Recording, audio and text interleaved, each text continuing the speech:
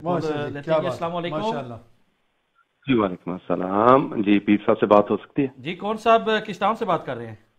جی میں حسن بات کر رہا ہوں بولٹن سے. ماشاءاللہ حسن بھائی بولٹن سے. جی کیا کہیے گا سر؟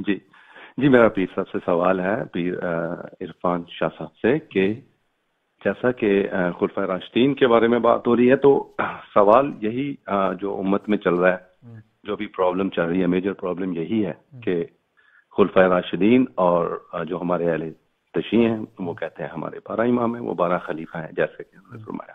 سوال میرا یہ ہے کہ نبی پاک صلی اللہ علیہ وآلہ وسلم کی جو ذات ہے وہ 40 دن یا 2 مہینے پہلے ایک اعلان ہوتا ہے جس کو غدیر کا کہتے ہیں، من کنت مولا فہذا علی مولا، جس کا میں مولا اس کا علی مولا. پھر بیعت لی جاتی ہے، ہر مومنہ اور مومن سبھی بیعت کرتے ہیں. ٹھیک ہے. 3 دن کا قیام اس چوراہے کے اوپر جہاں سے جو لوگ آگے جاتے ہیں ان کو واپس بلایا جاتا ہے، جو پیچھے رہ جاتے ہیں ان کا انتظار ہوتا ہے. 3 دن قیام ہوتا ہے جس میں جناب عمر رضی اللہ تعالیٰ. سوال کریں نا، سوال کیا آپ کا؟ سوال کریں. سوال میں ادھر ہی آ رہا ہوں، کنکلوژن کی طرف آ رہا ہوں. بخن یا علی کا، یعنی وہ کہتے ہیں کہ علی آپ کو مبارک ہو، آپ سب مومنوں کے مولا ہیں اور آج سے آپ ہمارے بھی مولا ہیں. سوال یہ ہے کہ جب نبی اکرم صلی اللہ علیہ وآلہ وسلم دنیا سے جا رہے ہیں، یہ آخری مراحل ہیں ان کے، تو وہ ایک جانشین دے کے جا رہے ہیں امت کو جو مولا علی علیہ السلام ہے. ٹھیک ہے. تو ایسی کیا وجہ ہوئی کہ شورا جو جس کی بات چل رہی ہے کہ ان کو، یعنی کہ جناب ابو بکر صدیق رضی اللہ تعالیٰ عنہ کو چنا گیا، حالانکہ حق جو تھا وہ جناب علی. ٹھیک ہے، آپ کا سوال پہنچ گیا، بہت شکریہ. جی شاہ صاحب. اللہ اکبر. یہ دیکھیں حسن صاحب سوال کر رہے ہیں، جو کچھ حضور نبی کریم صلی اللہ تعالیٰ علیہ وسلم نے ارشاد فرمایا حضرت مولا علی شیر خدا کرم اللہ تعالیٰ وجہ الکریم کے بارے میں، پوری امت مسلمہ حضرت مولا علی شیر خدا کو مولا مانتی ہے، ان سے محبت کرتی ہے. جو کچھ نبی کریم علیہ الصلوۃ والسلام نے فرمایا اس پر یقین کامل رکھتی ہے. ہم یہ سمجھتے ہیں کہ جو شخص حضرت مولا علی شیر خدا کو مولا نہیں مانتا، محبت نہیں کرتا آپ سے، یا خدا نخواستہ معاذ اللہ آپ سے عداوت رکھے، آپ سے بغض رکھے، وہ شخص مومن نہیں ہے، منافق ہے. یہ احادیث صحیحہ میں موجود ہے، جامع ترمذی شریف موجود ہے، کنا نعرف المنافقین ببغضہم علیہ.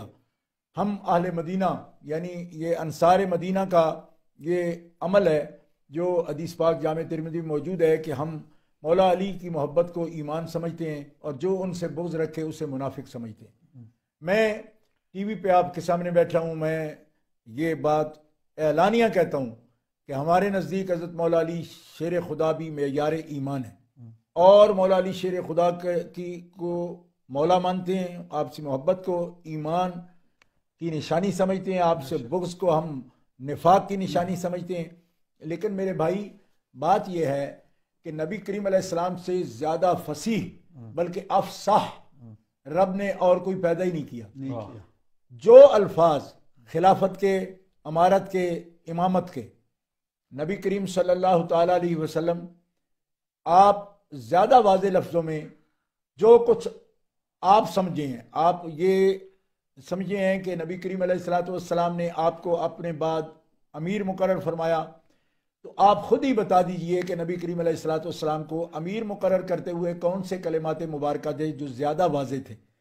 اللہ کا حبیب جب اللہ کی توحید کو واضح کرتا ہے، اپنی رسالت کو واضح کرتا ہے، حشر کو واضح کرتا ہے، قیامت کو واضح فرماتا ہے، ضروریات دین میں ایک ایک چیز کو 3 مرتبہ دوہرا کے واضح فرماتا ہے، تو ایسے مشترک لفظ کیوں ارشاد فرمائے کہ جس سے محبوب ہونا سمجھ آئے، مولا سے محبوب ہونا سمجھ آئے، محبت سمجھ آئے. امارت کا مطلب اس کو صحابہ کرام علیہ الرضوان تک سمجھ نہ آئے اور شورا اس پر فیصلہ کرے، تو آپ خود ہی فرما دیجئے کہ نبی کریم علیہ السلام جو افصح العرب والعجم ہیں، پوری کائنات میں آپ سے زیادہ فصیح کوئی نہیں، آپ سے زیادہ موزوں کلام فرمانے والا کوئی نہیں. آپ ترجمان ہیں خدا کے، اللہ کے ترجمان ہیں. نبی اللہ کی ترجمانی کرتا ہے، نمائندہ ہوتا ہے خدا کا. تو اگر اتنا بڑا فیصلہ نص سے کرنا ہوتا تو نص میں تو کوئی اشکال نہیں ہوتا. نص کا مطلب یہ ہوتا ہے ما سیق الکلام لأجلہ، جس معنی کی ضرورت ہے اس معنی کے لیے ہی، اسی پر دلالت کرنے کے لیے جو کلام چلائی جائے اس کو نص کہتے ہیں۔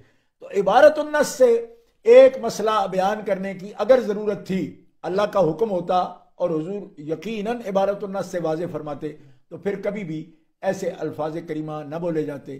یہ حدیث جو من کنت مولا حضرت بریدہ رضی اللہ تعالیٰ عنہ کے سوال کے جواب میں نبی کریم علیہ السلام نے یہ فرمایا ہے، اس حدیث کو بھی آپ پڑھ کے دیکھ لیجئے۔ یہ مقام حضرت مولا کی عظمت بیان کرنے کا مقام تھا، خلافت کا مقام نہیں تھا۔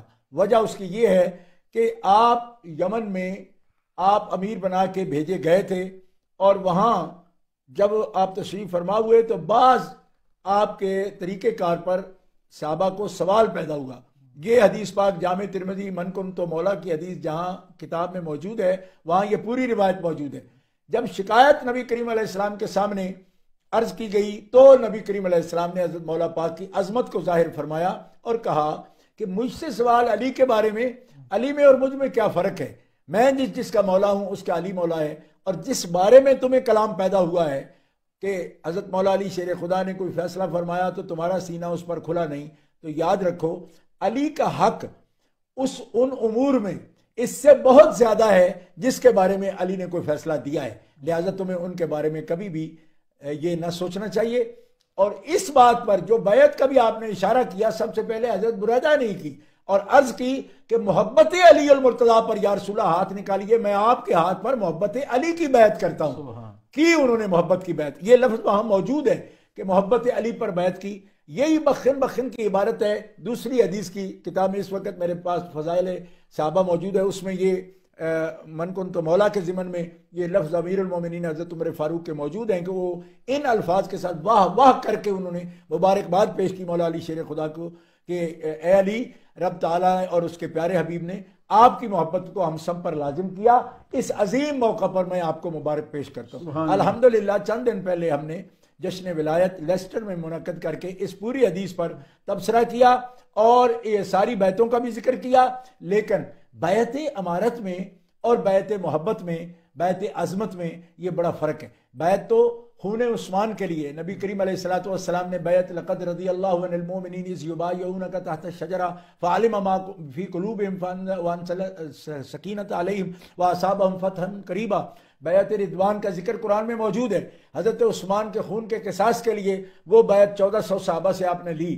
لیکن وہ بیعت جو ہے اس کو بیعت امارت حضرت عثمان کے لیے نہیں، نہ حضرت عثمان کی عظمت اس میں ظاہر ہوتی ہے کہ آپ کے ہاتھ کو رسول اللہ نے اپنا ہاتھ قرار دیا، مگر کبھی اہل سنت نے یہ نہیں کہا کہ جس کے لیے بیعت رضوان ہو گئی، جس کے خون کی قیمت یہ ہے کہ خود رسول خدا بیعت فرما رہے ہیں اور یہ کہہ رہے ہیں کہ ہم خون عثمان کا قصاص لیں گے، تو کیا اس آدمی کو اہل سنت و جماعت نے خلیفہ اول کہا؟ قرآن پاک میں اس بیعت کا ذکر بھی موجود ہے، اس کے باوجود نہیں۔ تیسرے خلافت شورا نے جیسے فیصلہ کیا اس کے مطابق ہوئی۔ تو اس لیے اشارتاً نبی کریم علیہ السلام نے حضرت ابو بکر صدیق کے لیے بھی عبارت النص سے نہیں فرمایا کہ میرے بعد ابو بکر خلیفہ ہوں گے، یہ لفظ نہیں ارشاد فرمایا، لیکن امامت مسجد کی مصلی پر آپ کو کھڑا کیا اپنی زندگی میں، امیر الحج مقرر کیا اپنی حیات مبارکہ میں، اور حضرت ابو بکر صدیق رضی اللہ تعالیٰ عنہ کے بارے میں اشارات ارشاد فرمائے۔ حدیث بخاری شریف کے اندر بھی موجود ہے، اقتدوا بالذین من بعد ابی بکر، کے میرے بعد تم ابو بکر کی اقتدا کرنا، یہ باتیں موجود ہیں۔ اس واسطے عبارت النص ان کے لیے بھی نہیں بولی، کیوں کہ ایک امیر کے لیے اگر بولتے تو سب کے لیے بولنے پڑتے، اور بغیر بولے کوئی امیر منتخب ہو ہی نہ سکتا۔ اور میں یہ کہہ چکا ہوں، آپ تو اس مکتبہ فکر کا نام لیا آپ نے، میں نے انہی کے بارے میں آپ سے عرض کیا ہے کہ اگر یہ منصوص من اللہ خلافت و امارت کا تصور ہوتا تو آج کیوں قابل عمل نہیں رہا کہ ایسے ملک میں جہاں پہ 70% اکثریت جو ہے وہ اسی مکتب کی ہے، وہ ووٹ کی طرف کیوں جاتا ہے؟ کم از کم ایک ایگزامپل تو سیٹ کر کے دیتے کہ ہم چونکہ یہ عقیدہ رکھتے ہیں لہٰذا اس عقیدے کی روشنی میں اپنا راہبر مقرر کر رہے ہیں، وہ تو ووٹنگ سے مقرر ہوتا ہے۔ یہی تو میرا سوال ہے۔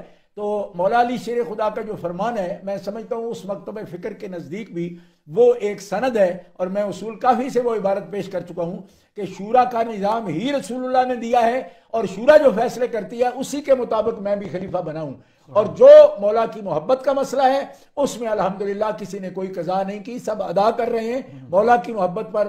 آج بھی ہمارا ایمان ہے، اور ہر گلی ہر کوچہ ہم مولا کی محبت کے نعرے بلند کر رہے ہیں، اور دنیا کے جتنے بھی خارجی ہیں یا ناسبی ہیں وہ ایڑی چوٹی کا زور لگا دیں، مولا کی محبت سے عاشقان مولا کو وہ کبھی بھی روگردان نہیں کر سکتے، نہ پھیر سکتے ہیں۔ اور اہل سنت و جماعت کے مرشد ہیں، وہ ہمارے راہبر ہیں۔ آپ جن کو امام کا لفظ کہتے ہیں، ہم بھی ان کو امام مانتے ہیں، قطب الاقطاب مانتے ہیں، ان سب کے نام کا شجرہ پڑھتے ہیں۔ آپ تو شاید مہینوں میں پڑھتے ہیں۔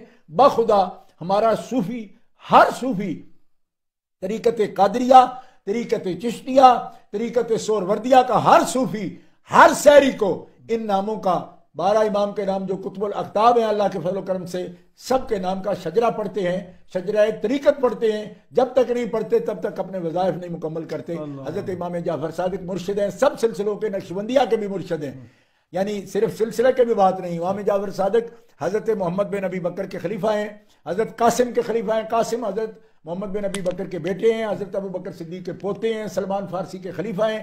ہر شجرہ ہمارا اہل بیت کے دروازے تک جاتا ہے، اہل بیت کے دروازے سے جا کر نبی کریم علیہ السلام کے قدموں تک جاتا ہے۔ اس لیے آپ نے جو سوال کیا ہے، میں نے مختصر وقت میں جتنی گنجائش تھی جامعیت سے آپ کی خدمت میں اس کا جواب کر دیا ہے۔ اللہ تبارک و تعالی لائن پر کچھ مزید کالر